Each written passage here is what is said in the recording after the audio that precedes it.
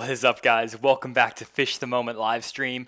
If this is your first time checking out my channel, these are my live streams where I just kind of talk with my subscribers and break down lakes. And it's probably better if you check out some of my normal videos. I'll have a lot of them linked down below, and you can also go to my page. I'll have on the water videos where I do instruction on bass fishing. I'll show myself catching fish. I'm actually in the boat, stuff like that, and I have a lot of great instruction there. So check that out if you haven't seen those videos. This is the first one you're watching. But for those of you here who are here for the live stream, what's up? Good to see JT and Paul already in the chat, and I'm really excited to break down some more subscribers' lakes today on the live stream. So today we have 3 lakes that were submitted by my Patreon members.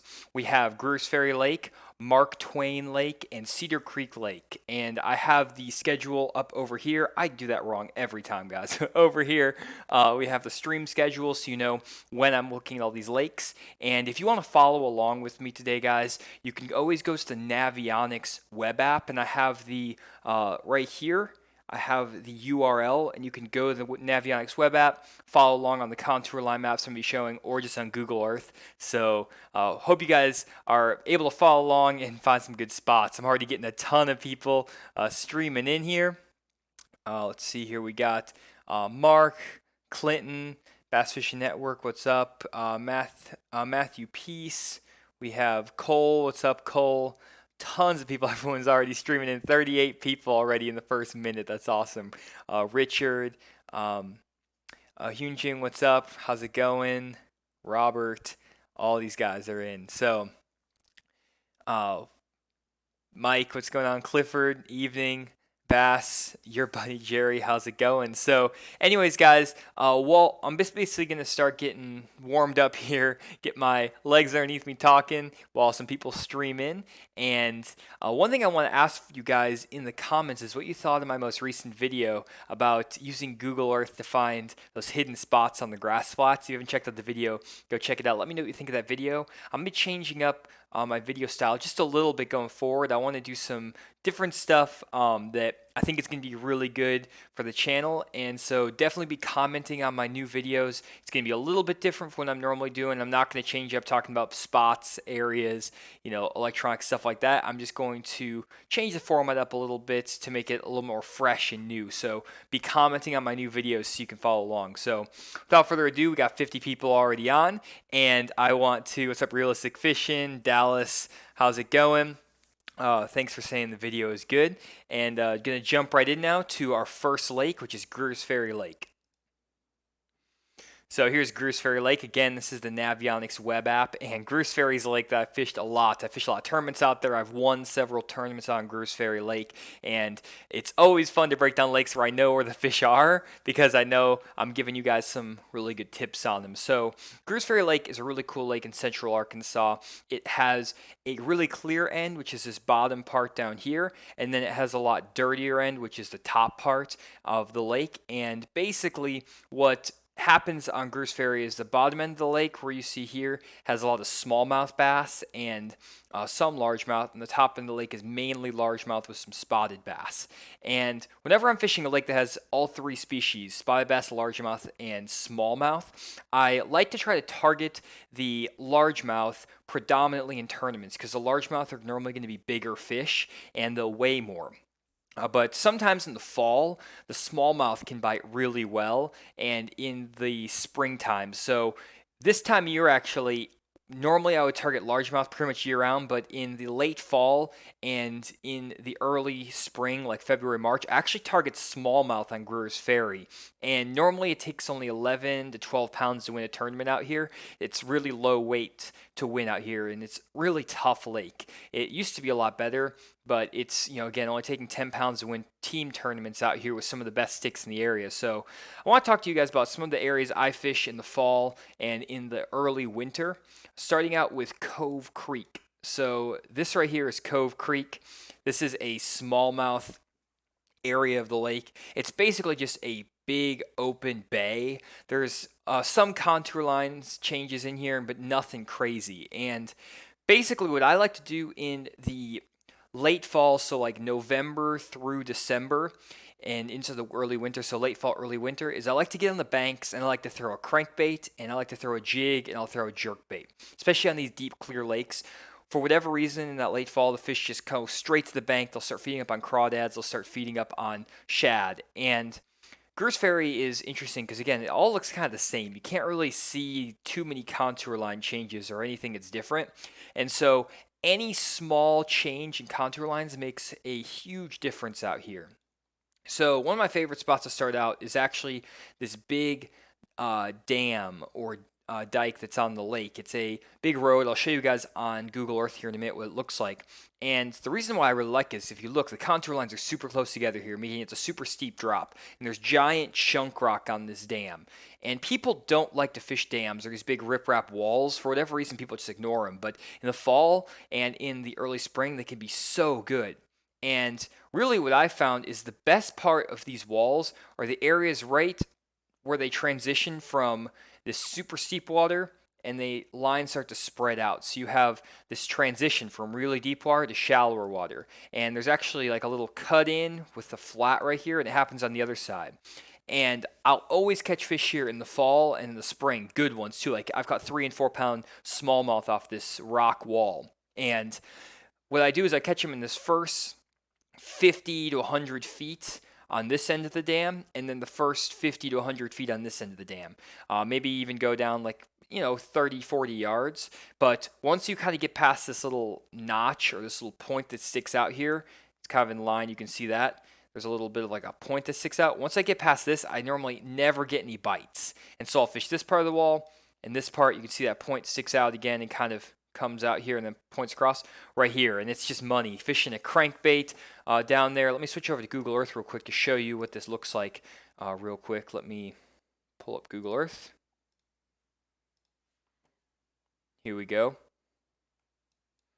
And here's that big rock wall. You can see again, it's just a dam. You probably have these on your lakes, almost every lake you fish, and it's just big chunk rock. And the fish will get up in 10 to 15 feet of water, but in the winter, fall, they might get a little bit shallower, especially in the mornings. They'll get up in like 2-3 feet of water. But then as the day rolls on, the sun gets up, they'll pull out here in like 15, 20 feet. You can catch them on a jig.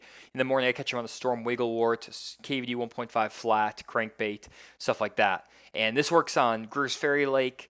It works on 10 Killer Lake in Oklahoma, which is another smallmouth, largemouth mixed lake. And these little dams are really good.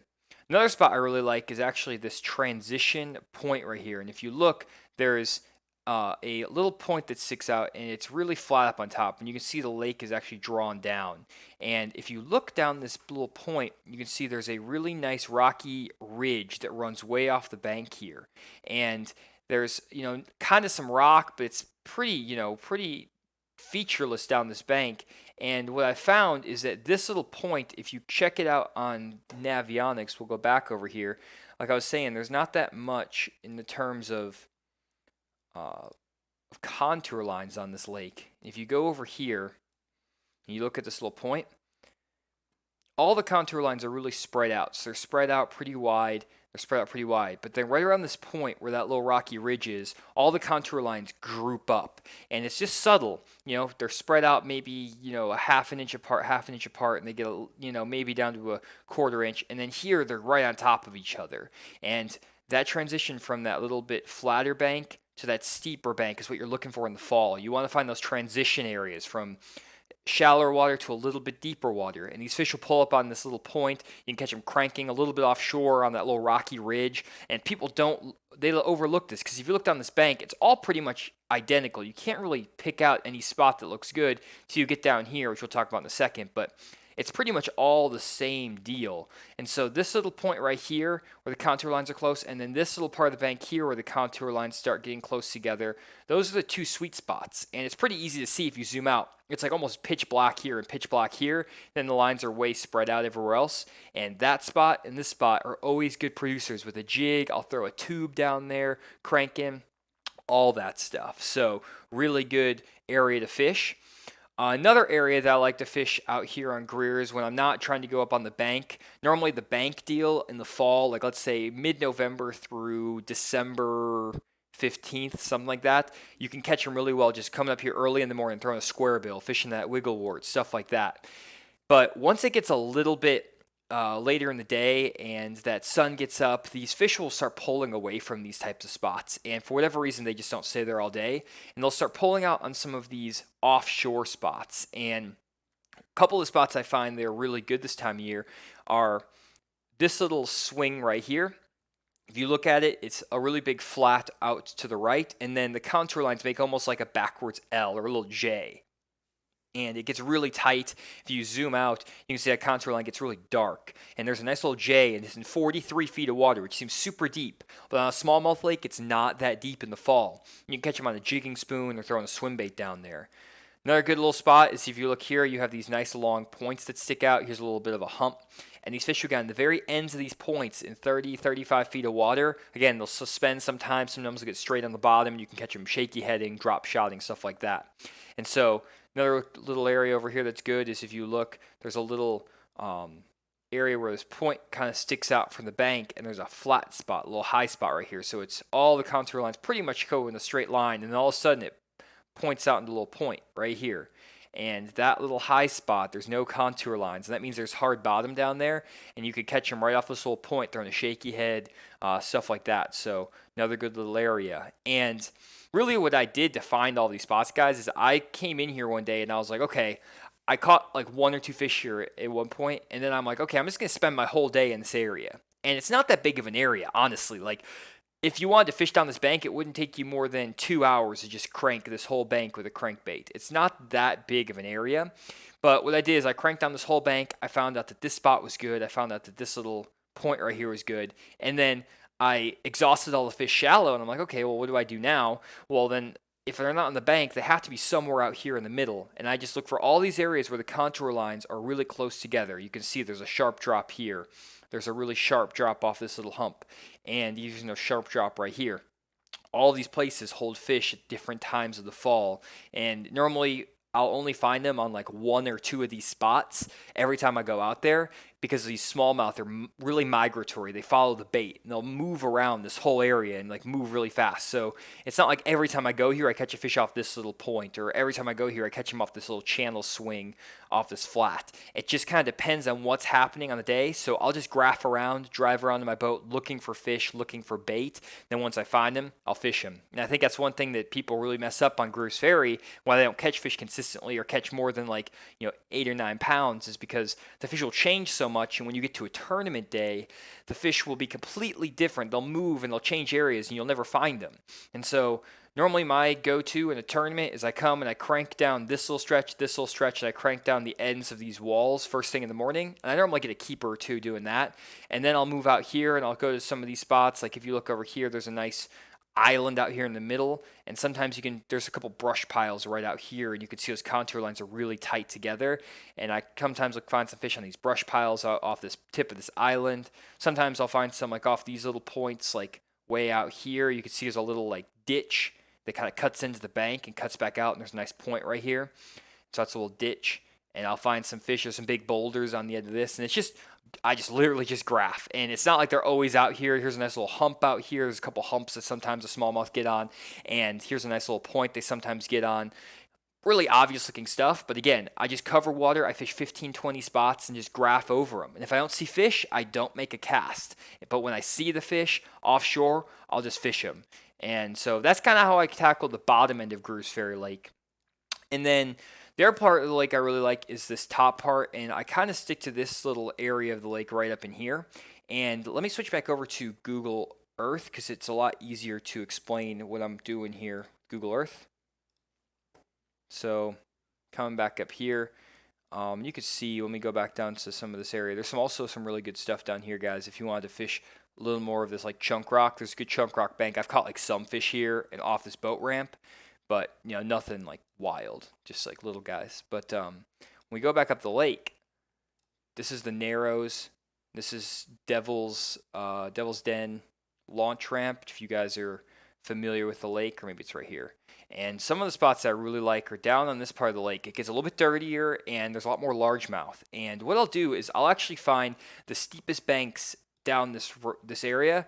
Apparently there's like a party going on here. When was this? This was in November. This must be like the crappie paradise. I don't know why there's like 50 boats. Or actually, why are they there in November? I have no idea. There's like boats with like party boats, and there's bass. There must be like a giant school of fish here or something. But I've caught them off these points right here. If you kind of look down this bank, there's a really steep chunk rock bank, and it's just beautiful, like slate rock. And I've caught them down this bank. It's super steep. It's like a bluff wall basically, and there's giant chunk rock. And what I'll do is I'll sit the boat out in 25 to maybe let's say 35 to 40 feet of water, and I'll just cast a jig up to the bank, and I'll just drag it off the bank. And this is something they'll do at Dale Hollow in Tennessee. It's another really good smallmouth lake, and they'll get on these super steep banks that lead into the creeks. And what they'll do is they'll look for areas of transition where you have kind of bank kind of flattens out here. You can see it's kind of flat, and then there's a giant chunk rock here, and it gets a lot steeper, and you can barely see any of the bank.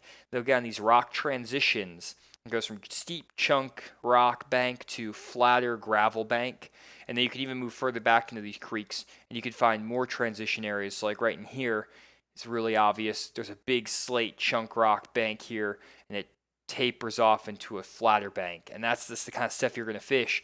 In the fall, what I do is I'll start out normally, if I don't know where the fish are, on these main lake points out here. And I'll just start fishing all of these rocky main lake points with that jig. I might throw a jerk bait down to an Alabama rig, fishing it kind of fast. I throw like a 3/4 ounce jig so I can cover water, and I'll work my way, and I'll fish this little transition area. I'll fish this point. I'll fish this little transition point right here.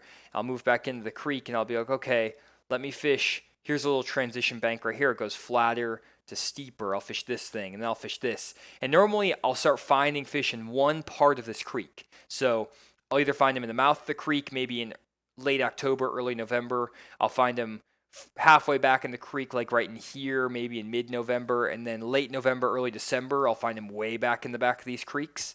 And then kind of what happens is once you get into the later December time, the fish just kind of set up on some of these deeper channel banks on the main drag, and you just have to fish jerkbait, fish slow. A lot of times when it gets really cold, these main lake spots are a little bit better. So like you have these main lake bluff walls. It's kind of hard to see some of them because they're bank. Let me try to find one that's good. Getting a little bit too far up, like right here. So like this is more like main lake stuff where you have kind of a deep channel. And it's right off the main body of water. And like this little point here, I've caught them before just fishing out here in like 25, 35 feet of water, fishing a jerkbait over it too. I fish this stuff, fish it with a crankbait earlier in the year, a jig later in the year, that sort of stuff. And, just fishing the bank, it's nothing crazy on this upper end. It's a little bit dirtier, and those fish just kind of get up in some of these pockets. Sometimes you can catch them on boat docks. Some of these boat docks have brush around them, and you can catch them on a shaky head in the brush. And then one other tricky thing I do is I'll actually come in here later in the fall. I'll come way back on this dirtier end of the lake. And if you look, there's a little marina, and then you'll move all the way back into here. And there's this big flat back in here. And this is like a mid-October to mid-November deal. And I know we've already kind of passed that already, but there may be a few fish here. But if you look, there's an old road that runs in here. And it runs across. And there's a little culvert right here. You can see right here is a culvert. And there's a little ditch that runs in right here. So that little ditch will hold some bait. Bait will get congregated in there, and you can catch them on a lipless crankbait. This boat right here is fishing. There's a little ditch that runs in here. You can see that ditch kind of feeds this area, and they'll sit right out here in this. You can catch them on a top water bait, throwing like a Zara spook across the top. And there's a couple other little ditches and stuff. And really in the fall on these flats, you just want to look for small depth changes, and all these little ditches with these little culverts, stuff like that, those are ideal. And I'll just kind of focus on these little areas, fish a shaky head down there, crank them, fish a jig. Good stuff. So that was Greers Ferry Lake, guys. That's kind of what I do. I know I've been neglecting all of the comments. Apologize. I'm trying to get to all the content, but let me go over and check out some of these comments real quick that you guys are sharing with us. So let's see here. Okay.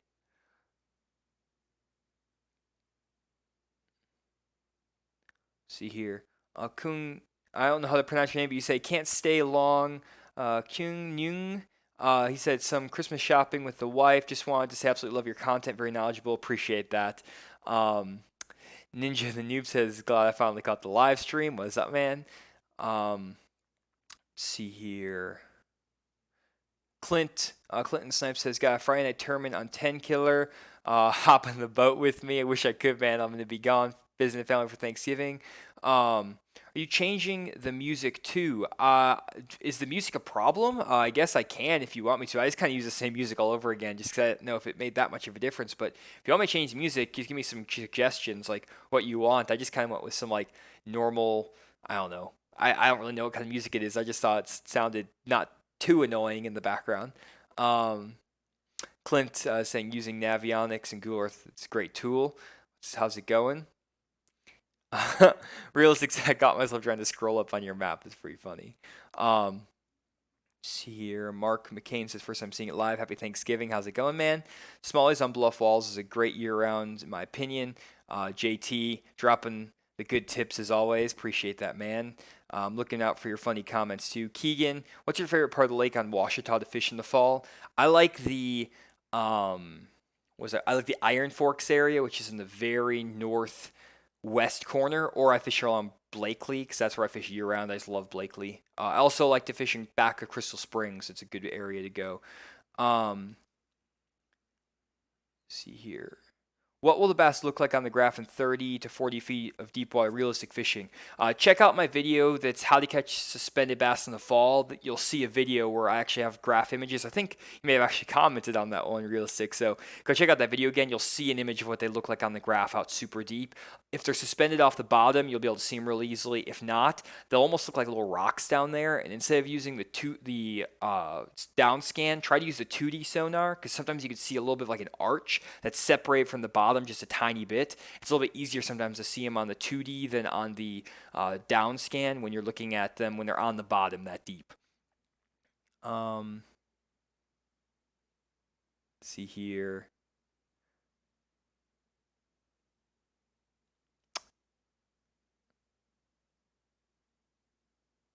Oh, he said I've seen that.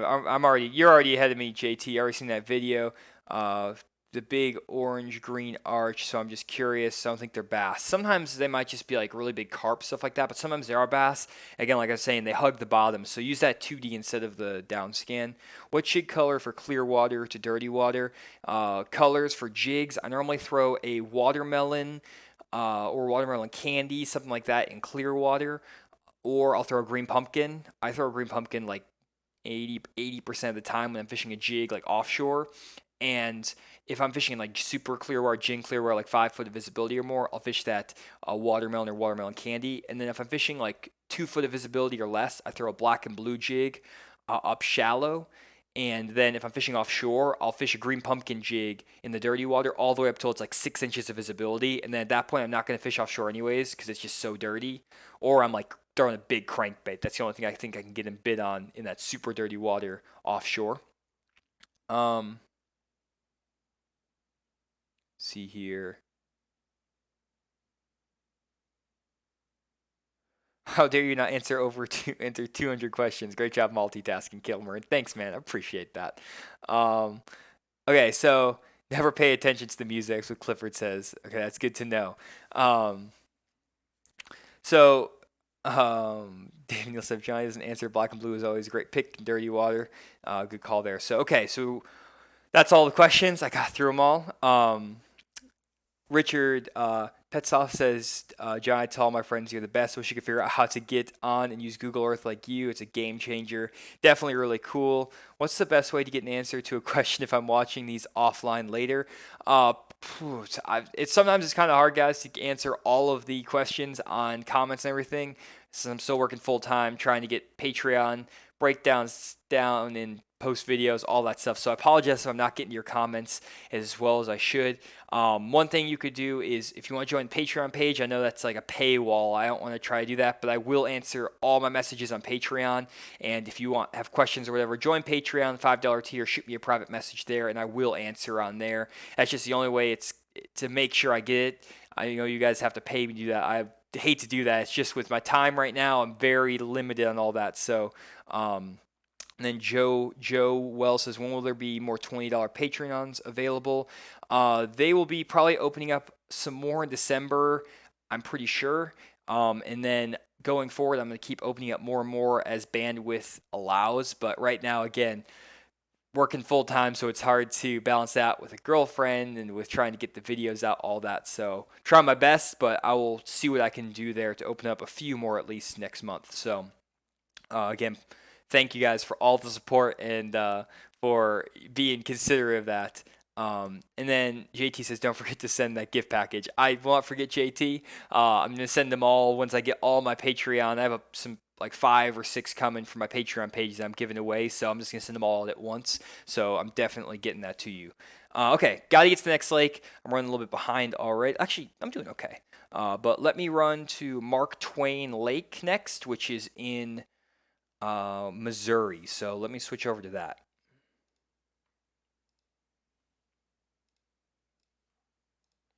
Okay, Mark Twain Lake in Missouri. So Missouri is pretty cold right now. I would say it's already going pretty cold. Greers Ferry is not super cold. We're still kind of like in that late fall pattern. Mark Twain's probably going to be creeping into early winter. So I'm going to start focusing on the earlier winter patterns out here. This looks like a really good lake I was checking out earlier. Let me switch over to Google Earth because I'm not as familiar with this lake. So let's just double check the water clarity on this lake. So let me switch back over to Google Earth. And we'll zoom on over to Mark Twain. This is one thing I always do, guys, when I'm going to a new lake. What I always do is I'll go to the lake first and I'll look at water clarity. And you can tell water clarity by looking at the color of the water on Google Earth. And sometimes when you look at it right here, it looks really muddy, the whole lake, but it doesn't look like a muddy water lake to me. So what I do is I'll go up to this top corner like I did in my last video, click on the clock with the arrow points to the left, which give me historical images, and I'll start zooming back here. And I'm just going to kind of look over time to see if it's actually a dirty water lake or not. And it looks like it's actually a pretty clear lake. Once we start zooming in, you can see Mark Twain. At least down here, the water's super dark and blue, and I really like the look of that water. And then it kind of, some of these images are cutting in half, but this dark blue water means that it's going to be, or that like dark water means it's going to be a clear water lake. And then as you move further up, you can see the water gets a little bit dingier, and then it kind of switches over to some weird images. So I'm going to keep going back, see if I can't get a clean image on this lake.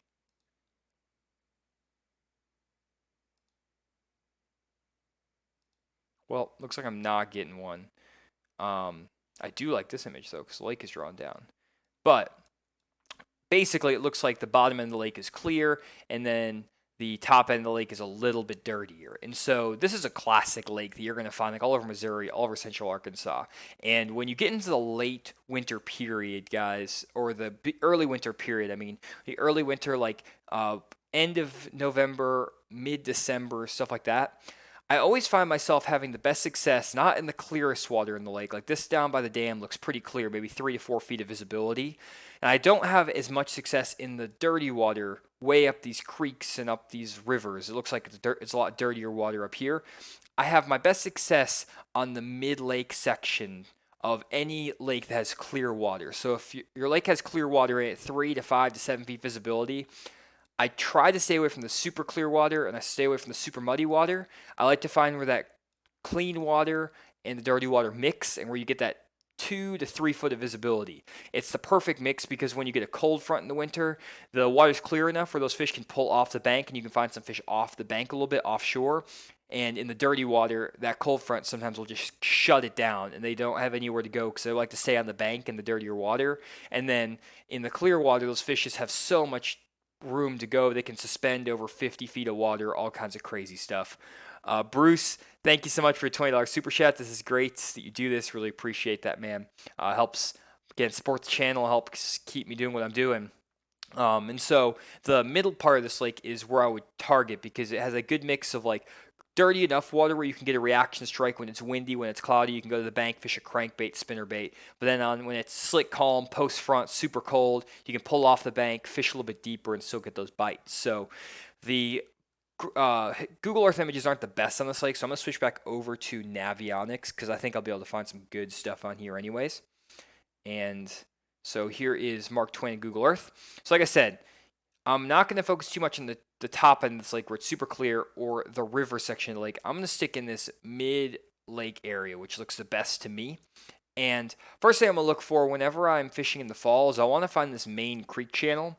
And you can see there's a main creek channel that swings in here. And I want to find any pockets that are close to this main creek channel. Because what these fish will do is in the summertime, they'll get out closer to this main channel. And then they'll start to migrate into these pockets. And they'll start moving back in here. And then when it gets later in the winter, they're going to move back out. And they're going to want to try to get close to that main channel, but not right on it. They want to stay close to the spawning areas.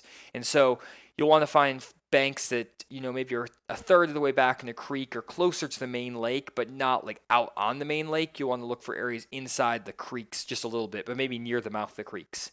And so the pockets that stick out to me right away that I think look great are if you follow this creek channel down. First one is this little creek right here. I love the look of this one because it's right off the main creek channel. Those fish can come out here in the summer, move back in here in the winter. I kind of like this little pocket in here too because it's kind of close to that creek channel, not super close. And then all of these pockets in here look really good because they all have that creek channel right out in the mouth of them. And they're also facing into the north, which I like because if you have that north wind, that cold north wind, we should get a lot of cold fronts. They're a little bit protected from that, so it'll keep the water a little bit warmer a little bit later. And, these have some really nice creek channels feeding into them, so this is kind of where I would start. And unfortunately, actually, let me switch to sonar charts. There we go. We actually have a good map. Some of the maps aren't perfect in here, but let me kind of just work through and show you what I would be looking for in these creeks. So first thing I would want to look for whenever you're fishing in the late fall, early winter is secondary points next to deep water. That's just a guaranteed fish almost any time in the fall. So basically what I'd be looking for is you can see this main creek channel runs here and then the secondary creek channel pops out here. And this is a secondary point. It's a point that's inside this main creek, but it's not the main lake point. This is a main lake point, and this is a point that's just inside. Like I would say this is a main lake point, and this is a main lake point, but this is inside these main lake points. This is a secondary point. That creek channel swings right up against it right here. And this little flat spot, you can catch them really well on a flat side crankbait, storm wigglewort, fish a jig down those banks, fish a jerkbait, stuff like that. Maybe even an Alabama rig could be really good. As you move further back in here, I really like this point because that creek channel again swings in, and then these fish will move back into these pockets, which are awesome. And they might sit in here in like mid-November, and then they'll pull back out of those pockets when it gets colder. Water temps will drop in the low 50s, maybe high 40s, and they'll kind of just suspend out here in the middle of these creeks. And what will happen is they'll be sitting out here all winter in the creeks. The bait will kind of be in the middle of these pockets, middle of these creeks. They'll just be chilling. Then when you get some sun that warms up the water, you get some wind that gets the fish active. They'll pull up on these little secondary points.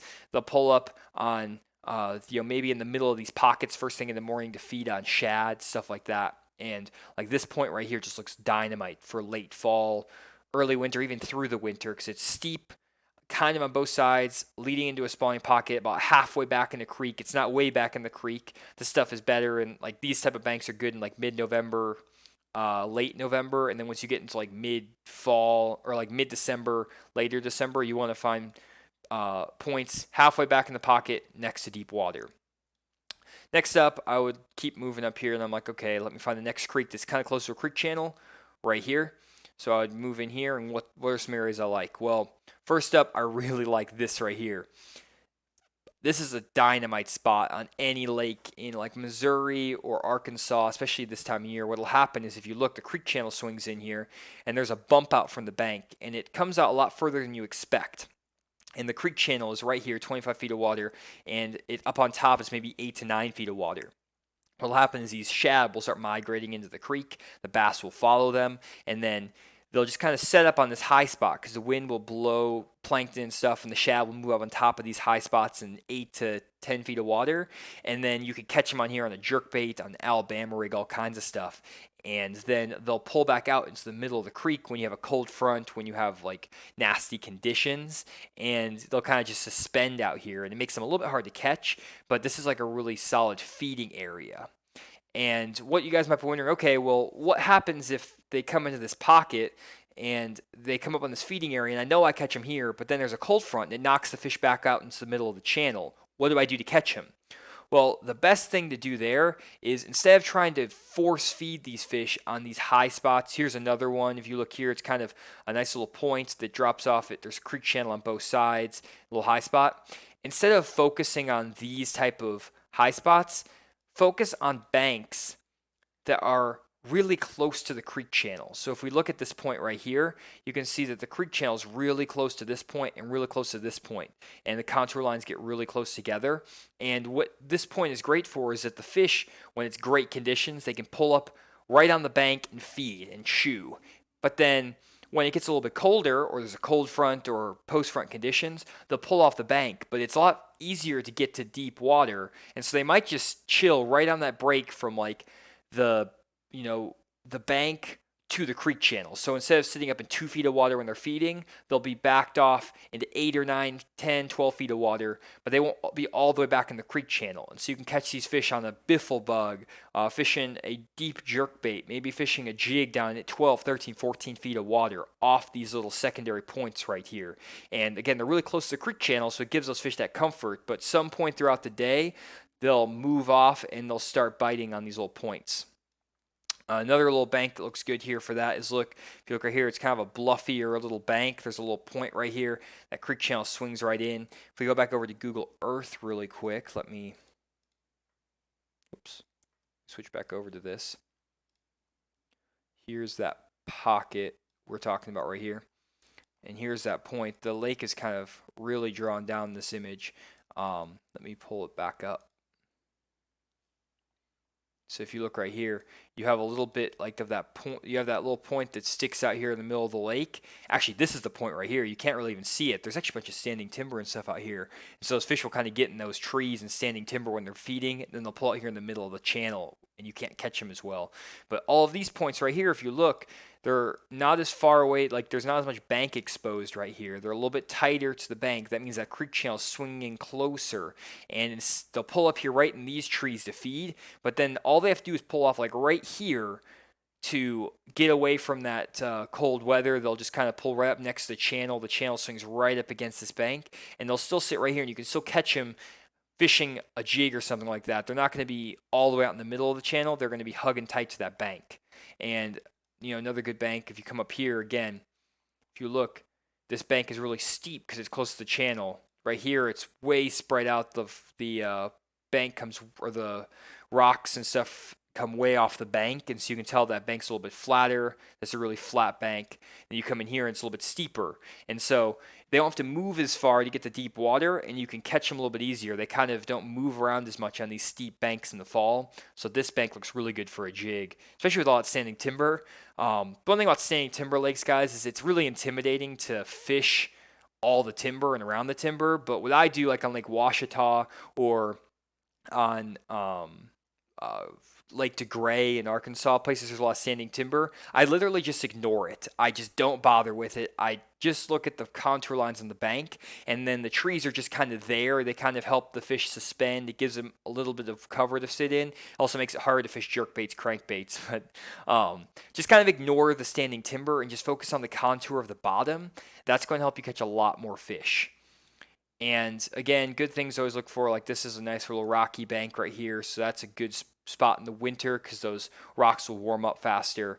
If we move back into some of these pockets, you can see again, here's a nice steep bank that has some nice rock on it. The creek channel swung up right against here, if I remember looking at the navionics. And as you move back into these creeks, you can almost see, without using the navionics, what banks are steeper. So like right here, you can tell this bank is a lot steeper, and it transitions from a super steep bank to a shallower, flatter bank. And there's actually a boat fishing this right here, and this looks like a muddy spot because if you look, it's super flat and shallow here, and then there's that really hard edge of that bank. And I would just fish this down with a jig, with a jerk bait, and it's a prime spot for that midwinter time because it's pretty far back in the creek, but not all the way back in the creek. It's about halfway back, which is perfect. About maybe 2/3 of the way back, which is perfect for that winter fishing. And they'll just pull up around these walls. And so, basically, you've heard me say it 20 times in my videos if you watch my videos before. Stuff you want to look for are like rock transitions, places where the bank goes from, really flat, like here, to steeper and more narrow, look for those rock transitions. If you guys don't know what all these contour line maps are or what all these structures are I'm talking about, check out a video on my channel. It's a complete guide to contour line maps. I just made it a couple weeks ago, and it explains exactly what all these structures are, how to read the maps to find them, stuff like that. So check out that video. And, again, focus on those banks. Let me transition back over to Navionics. Focus on those banks on this lake that are close to the main river channel, because those are going to be having probably the highest concentrations of fish just because they're kind of fed by that main channel. And that's pretty much it. Look for those transition spots, and you're going to be catching them in the midwinter. So getting a ton of questions, guys. I apologize for not getting to all of them. Got 100 people on, though, which is awesome. So let me keep going here. Got a lot of comments to run through. Let's see here.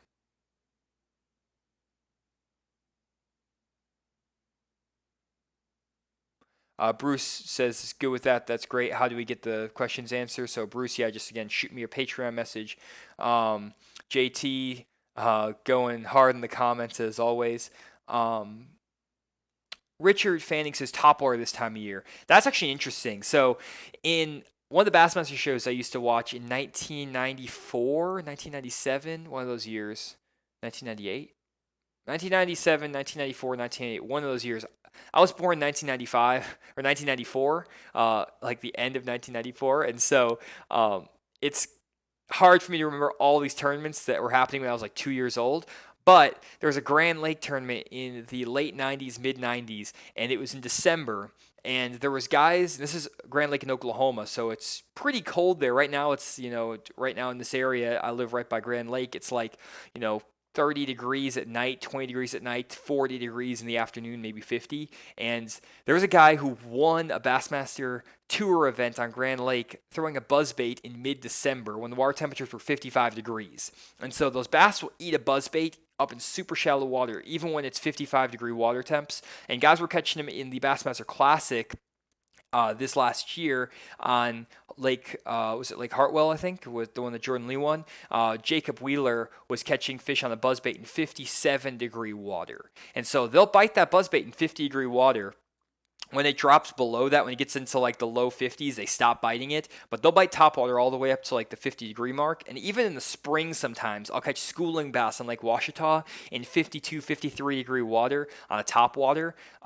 It's crazy. They'll just start schooling. And sometimes I'll catch them on like a lipless crankbait or a jerkbait. It probably works better. But I have caught some big spotted bass fishing a big walking bait in like the middle of February on Lake Washita, which is crazy stuff. But yeah. And Caleb, can you put together a study guide and terminology with reference on your page, like each week some clues or points of interest? That's like a really good idea with the terminology and guide. I'll need to start doing that, Caleb. I will try to put that together. Maybe I can do I don't know what I should do. Maybe to put like a Google Doc or I need to start a website is what I need to do. I've been talking about starting a website where I would put articles up, where I would put these like bass fishing terminology. I would try to do like one-off lake breakdowns you can buy, like for like $20, buy a lake breakdown, one-off, stuff like that. Unfortunately, I'm not doing this full-time. If I was doing it full-time, that would be what I would do. I would make a website. I would just, try to do as much content as I could. But again, working like 50, 60 hours a week in my job. So that is unfortunately not in the books at the moment, but those are really good suggestions. Cedar Creek Lake has some of the biggest crop you'll ever see in your life. Clifford's super saying, I need to get to that lake. Let's see here.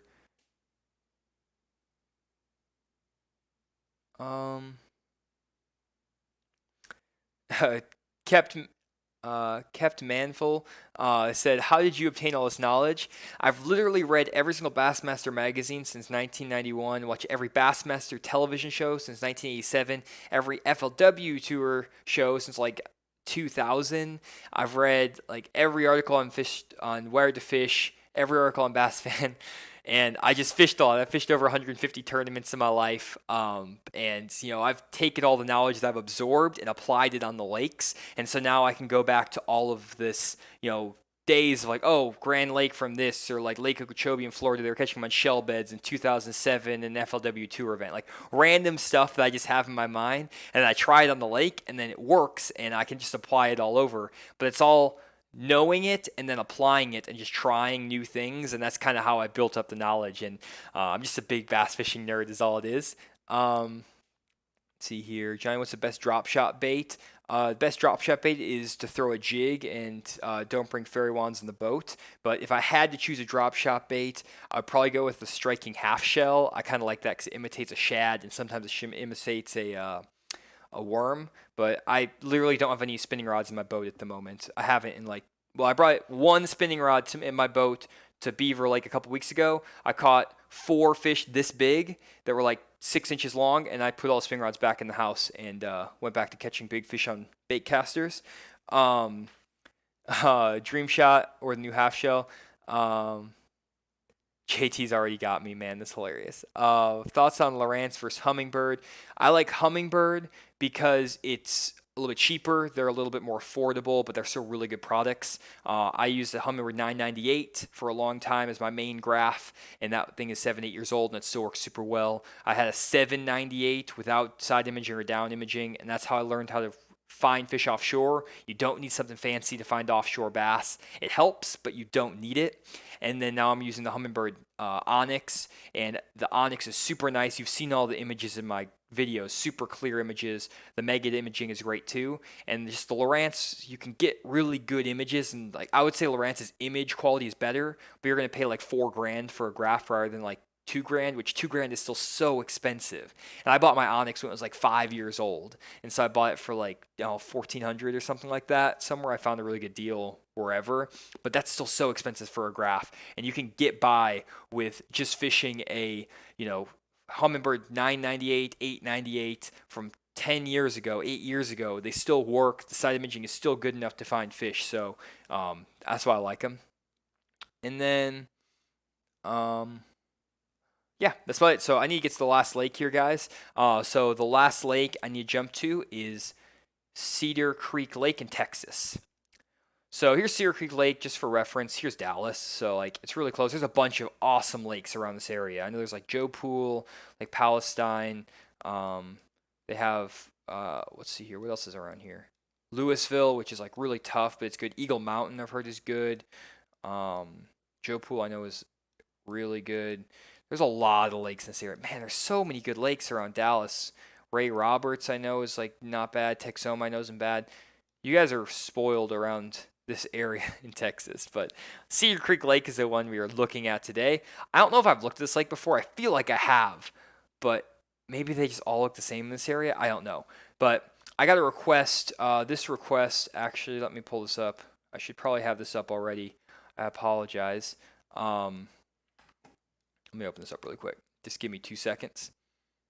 I keep an Excel document with all of the Patreon people who have who've suggested lakes, so I don't duplicate people, stuff like that. Okay, so Dallas Smith, very good name for a Texas lake breakdown. He wanted to look at Cedar Creek Reservoir in the summer. So I know that we have some guys who are probably already iced in, and you're just thinking about summer bass fishing. You want to get out in the lake back on the summer, hit the grind out there offshore. So let me talk about summer bass fishing for a little bit and kind of give everyone a respite to the cold weather. And so this lake, obviously, summertime. Most of the time, guys, when they ask me to do summertime stuff, they want me to look at offshore spots because that's what I love to do. It's my expertise, and so that's what I'm going to focus on. Hope that's what you're looking for, Dallas. So I'm not even going to pull. Well, let me pull up Google Earth for like a second because I do want to make sure I'm getting all the information. It's sometimes you can just look at a Navionics map and think, oh, this is what the lake is all about. But then once you pull up Google Earth, you can find like on the last spot that there's rock down there, that there's standing timber, all kinds of stuff. But if we look at Cedar Creek Lake, it looks pretty clear on the lower end, what you kind of would expect from a lake. Kind of looks a little bit like a mini Rayburn, to be honest. Actually, it looks like exactly like a mini Rayburn. What the heck? Why does this look so much like Sam Rayburn? But anyways, there's an arm going this way, and there's a big arm going this way with kind of like a flat river area. Am I crazy, or does this look like Sam Rayburn? Let me know in the comments. This is literally just, it's like a clone of Sam. Am I on Sam Rayburn? I'm not. But let's see here. So kind of have some boat docks on the lower end. It's a little bit clearer over here. A lot of boat docks.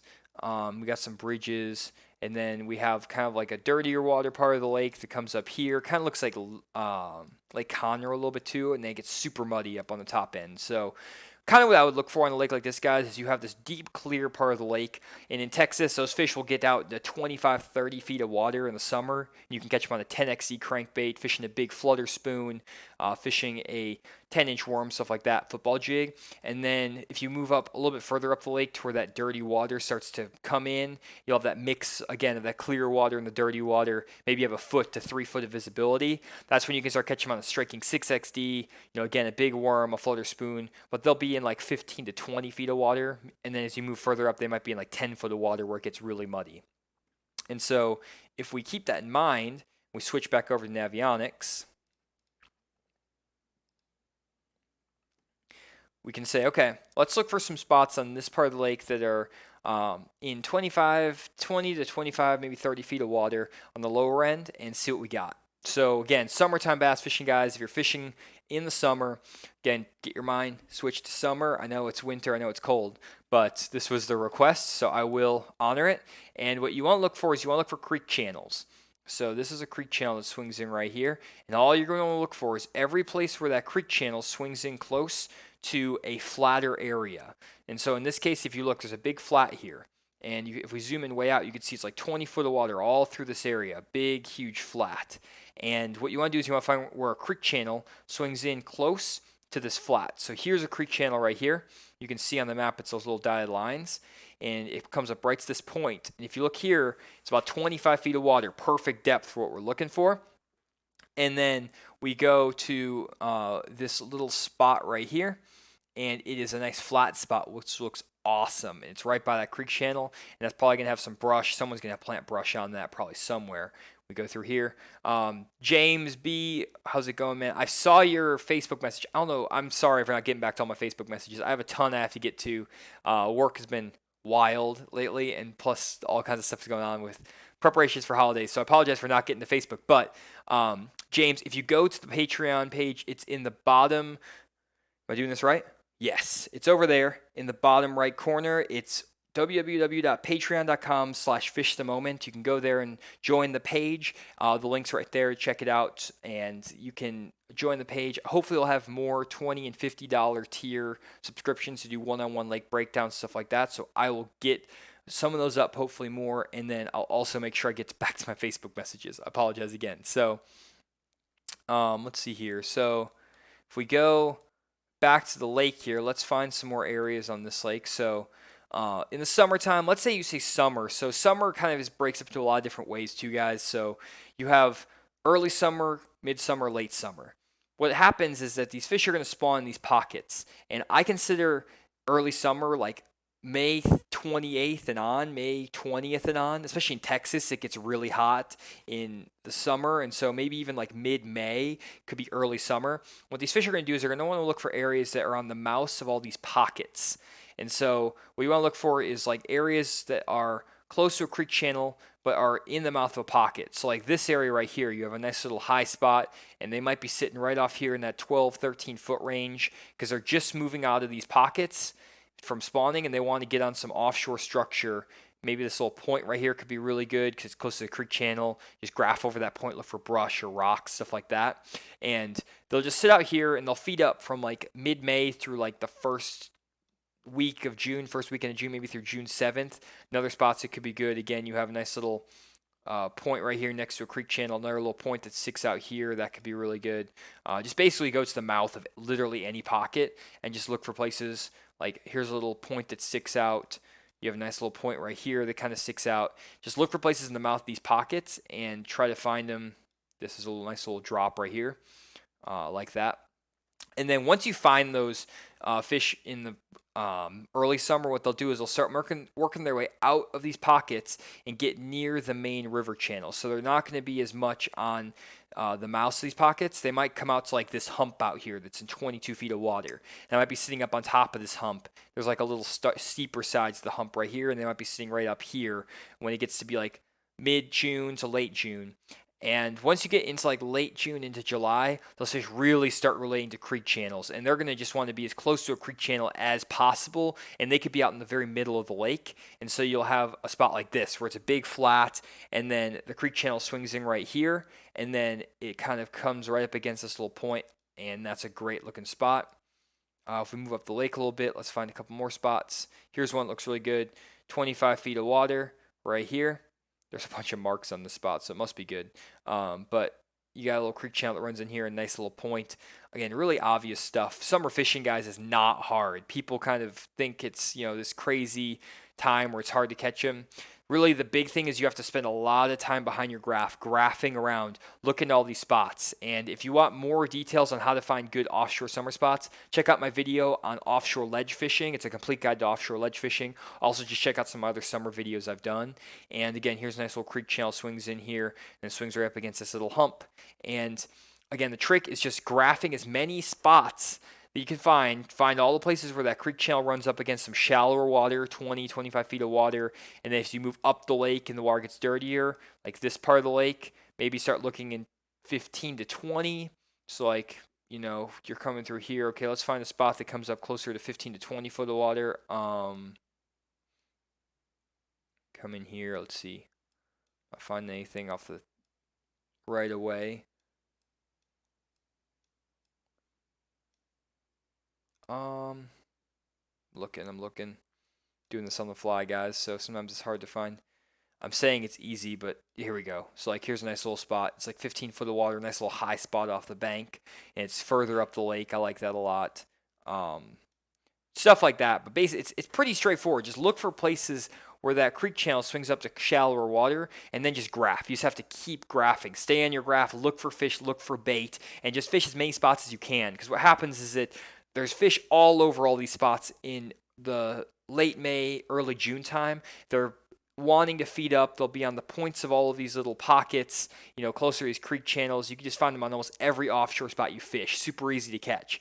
Once you get to mid-June, those schools kind of consolidate. They'll get bigger. You'll find really big schools offshore, but they'll be tightly packed together. And there might be 15 or 20 big schools on this whole lake. So it's a little bit harder to find them. And then once you get into late June and early August, there's not very many schools on these spots. So mid to late June, there may only be 10 to 12 big schools of fish left on this lake, and they're going to be massive, but they're going to be hard to find. And so, you might start with 50 schools early summer, midsummer, there's 25 schools, late summer, there's 10 schools of big fish. And so, again, it's kind of like hunting a needle in a haystack. They could be on any of these offshore spots, and you just have to graph and look and keep grinding, and you'll find them. So, let me get back to the comments now. It's pretty much what I'm thinking. Dallas says, what you're saying is time on the water. Yes, that is definitely the deal, especially in the summer. One thing I will say, Dallas, is just graph as much as you can in the summer. Like if you're fishing a tournament or you're wanting to find fish, just go graph for like 8 to 10 hours and just graph. I do that all the time on Lake Dardanelle when I fish summertime tournaments out there. I'll spend 2 full days just graphing and looking for fish with brush piles with fish in them. I'm making a video on that soon, guys. That'll be good. I'll look for ledges with fish on them, stuff like that. Just graph and graph and graph. And then tournament days, I'll just go and fish all the spots that I saw fish on. I won't even fish them in practice half the time. I'll just have 50 waypoints where I think fish might be. Even if I just think there's a few there, I'll just mark it. Then I'll just rotate them, make like 5, 10 casts a spot, and then move. 5, 10 casts a spot, move. And 9 times out of 10, I'll come in with 15 pounds in those tournaments. Even if I didn't catch a single fish in practice, just because I marked a lot of fish and just by process of putting my bait in front of so many spots that looked good, I just end up catching them on at least one of those spots. So that's pretty much how it happens. So as JT says, flash the moment. Just run around like a wild man until you catch a fish. That's always been my motto. So let's see here. Getting back to these comments, and I got to get out of here pretty soon here, guys. But let's see here. Clifford saying Joe Pool is great, and so is Squawk Creek. Both those apparently are like legendary. Really like those. Can you video on boat positioning? Caleb, I've seen that comment before, I think, and I'm definitely doing that. I have 5 new videos coming out, guys. I'll give you a sneak peek on what those are since you guys are still here all the way in the stream. So, first one I'll be making is it better to fish offshore or fish shallow? And I'm going to be doing a whole like, I guess, thesis. I don't want to call it thesis, but I'm doing a whole video on, is it better to fish offshore or fish shallow? And the result may surprise you. I don't know if I even have an answer to that right now, because there's a lot to that question, but I'm going to make that video, so that should be pretty interesting. I'm making a video on boat positioning, which can be really good. I'm going to do a video on how to find, what do brush piles with fish look like as opposed to brush piles with no fish in them. I want to do a video on how to handle cold fronts, so how the fish act in cold fronts, what happens there. And then the last one I want to make is how to use Google Earth to find like really cool stuff and like my top tips for Google Earth. And I have so many more videos I'm going to make, guys. Like, just have tons I want to make. I just don't have enough time to put them all out. And I've been putting out my fishing videos. They haven't been getting as many views as I was hoping, especially coming back. So I'm going to start switching up the content so I can get hopefully more views, more people to the channel. And so if you're on my Patreon, I'm going to be posting polls on what content you want to be making. If you subscribe to Patreon, again, you get access to some really cool perks, like you can suggest lakes for these live streams. All these live stream lakes came from my Patreon members. You can also vote on the video ideas that I'm having. You can say what videos you want me to make next. You also get a chance to be put in for a $20 giveaway every month. So I'm giving away 7 packages. This month I got a 25 Patreon goal mark. 25 people joined my Patreon, which is amazing. And I basically am giving away 5 lure packs worth $20 for that. I'm also giving away my monthly pack, $20. Plus, I'm giving one away to JT because I got a donation for that last week. And so 7 lure packs worth $20 a piece going out to you guys. So that's what's happening there. Really good stuff. If you want to join the Patreon, please do. And then that's pretty much it. I got more comments. I don't know why I said that's it. Let me keep going through some comments.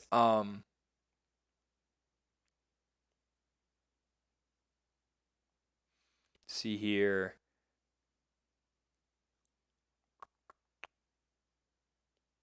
Sorry, guys. I'm trying to get back. Okay. Let's see here. Caleb says, I work 55 to 60 hours a week with my wife and kids, so I feel your pain of being exhausted, but thank you for making the time to do this for everyone. No problem, man. It's really fun to do. And then, I don't know what JT's going on about milkshakes, but um, I'll just let him be and do his thing. Which do you prefer to fish, dirty or clear water? Again, I'm not big on like super dirty water or super clear water. I always try to find that mix of like ideal water clarity is like 3 feet of water. If I can find like 2 to 4 feet of visibility, that's ideal for me. I just feel really comfortable in that water clarity. And you can find that in almost any lake around the country. So that's why I really like just feeling comfortable there. If it gets too dirty, too muddy, I'm not a big like going down the bank flipping kind of guy. I like to fish offshore, but I also don't like fishing in like 100 feet of water or like 50 feet of water. That's also not my main deal. I can do the shallow fishing. I can do the fishing in 50 feet of water. I catch fish doing both those all the time. My preference is that 2 to 4 foot of visibility, kind of fishing in that like 20 foot range, like 25 feet. That's like the max depth I like to go. And I like to fish in a lot in like 10 to 15 feet of water. Let's see here.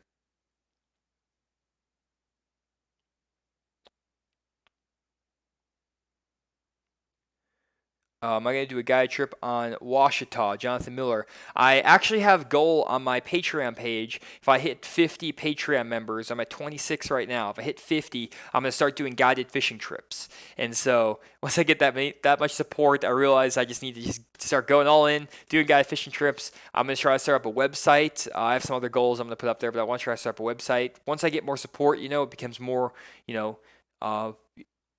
I'm obviously getting more money to do this, but also, just justifies the time, stuff like that. So I'm not in it for the money, obviously, but, trying to compensate the time with work and all that. So trying to figure all that out, but appreciate all the support there. But yes, I will start doing guided fishing trips once I hit 50 people on my Patreon, and I'll be doing guided trips all around Central Arkansas and Northwest Arkansas. So I'm thinking doing like within an hour and a half to 2 hours of either Northwest Arkansas, like Rogers, Bentonville area, and 2 hours of Little Rock. So that's where I'll be doing my trips. And then lots of talk on graphs. JT, what is he saying? JT, Johnny's become a guide so I can book him and try to whoop him at fishing. It's pretty funny. That would be awesome, Clifford. I love when people catch fish. Actually, I had a reputation when I was fishing in junior tournaments. People would always catch like 6 to 7 pounders in the back of my boat. So many people have caught their personal best bass out of the back of my boat. I don't know why.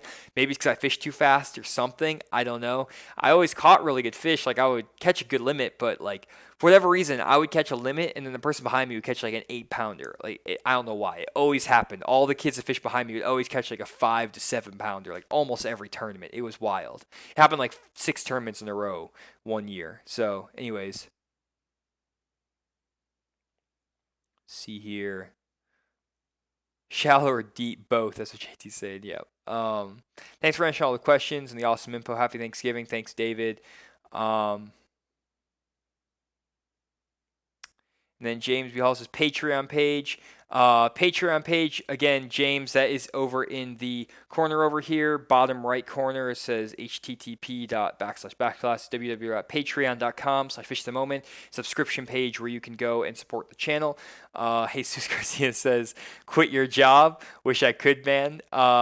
But I actually do really love my job. It's great. So I enjoy doing that. Also enjoy doing this. So really do like both jobs. Really cool with what I'm doing. So I do a lot of fun stuff there. So thanks for all the great content. Clint saying happy holidays. Appreciate that. What do you think of spoon fishing this time of year? It's awesome, especially on clear lakes. You can do like vertical spoon jigging with like a slab spoon. That's probably one of my best techniques. Get over like super deep brush piles. They're like 35, 40 feet deep. You can jig a spoon in the top of the brush piles, or for suspended bass. And like, you're not going to catch giants doing it, but you can catch 20, 30, 40 fish a day. You can have 100 fish days on that slab spoon. It's like a little CC spoon, half ounce, like a small one. Jig it up and down. Very good. I'll hopefully be making a video about that soon on Table Rock.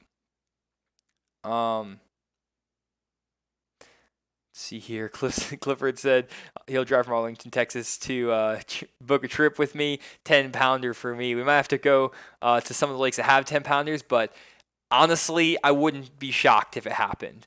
And then Dustin says you're putting them on the fish. That is true. Skipping a buzzbait like you did, like Atkins up under the cypress trees, was awesome. Takes skill. Thanks, man. I really like doing the casting. I was a 2-time casting kids national champion back in the day, so I spent a lot of time on casting. I'm also going to be making some casting videos. I'm pretty excited.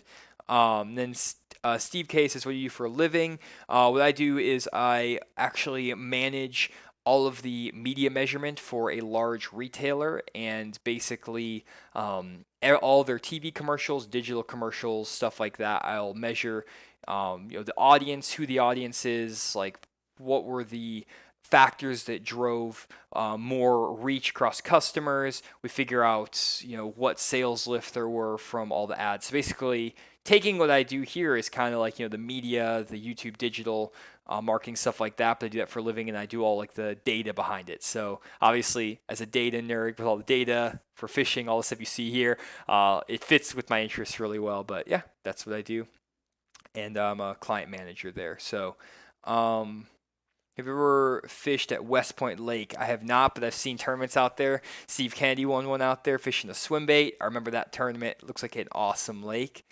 Let's see here, and then Robert's laughing at JT. JT's he's all about it. If you don't need, if not, you need to. There's 12 to 15 pound bass in it. That is very true. He didn't get it because he needs to reread it. I'll go back and reread it, JT. I promise. I'll try to figure out the joke.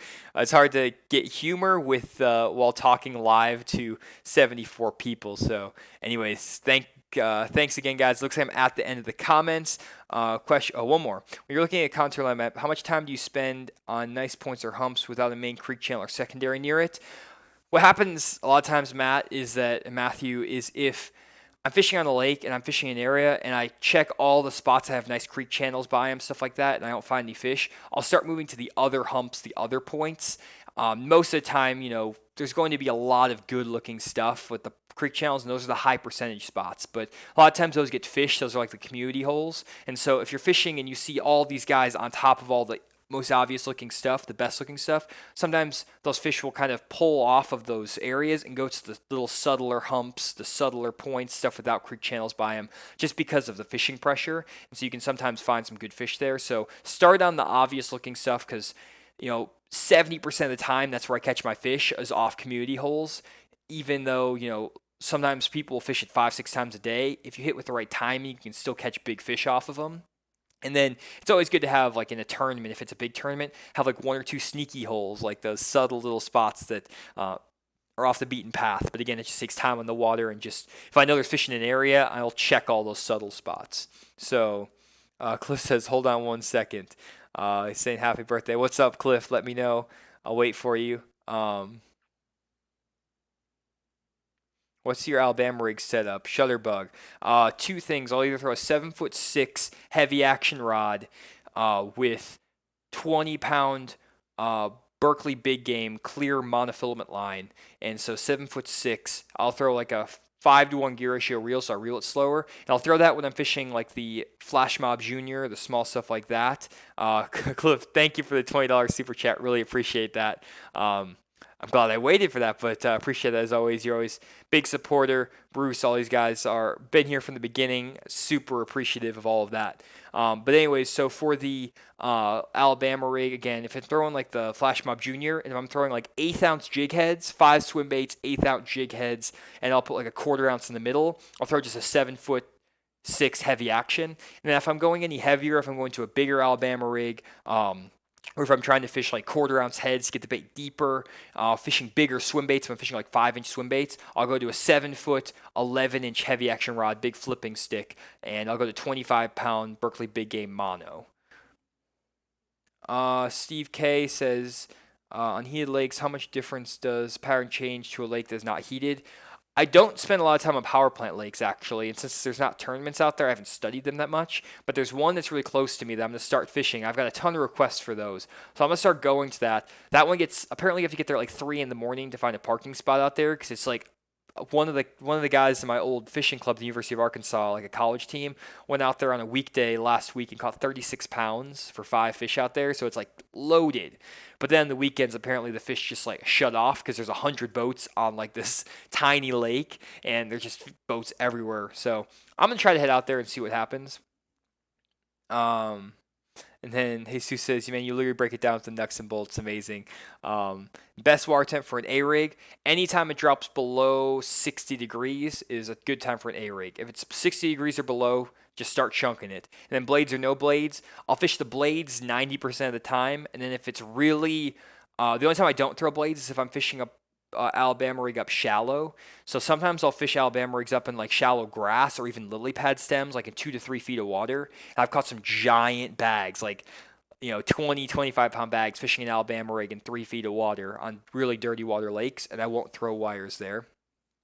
And then anything else? Clifford said, you're welcome. Appreciate that, man. Again, as always. And then, yep, that's pretty much it. Thanks. Got all the comments answered. 78 people are still here. Thank you guys so much. I really appreciate all of the support as always, and for people tuning into these live streams. I'm going to be doing another live stream next week. I'm going to switch it up. I'm actually going to let my Patreon members vote on the topic for my next live stream. I break down these lakes a lot, but I feel like it might be getting a little bit stale, so I'm going to have 3 options to choose from for my next live stream. And again, trying to change up the content, staying fresh, getting you guys some other stuff. So if you don't like it, please let me know, but hopefully it'll be something new that you'll enjoy, that you'll really love. So I'm going to keep trying to innovate the content and get you guys some more great fishing info. So thanks again as always, for tuning in, and I will see you guys next week. I don't know if it's going to be Tuesday. It might be next Thursday. I'll have to figure out the time, but you'll see it posted on my Patreon page, on my YouTube page. I'll try to post it on Instagram and Facebook if I can remember. So again, thanks everyone for your support, and I will see you guys next time.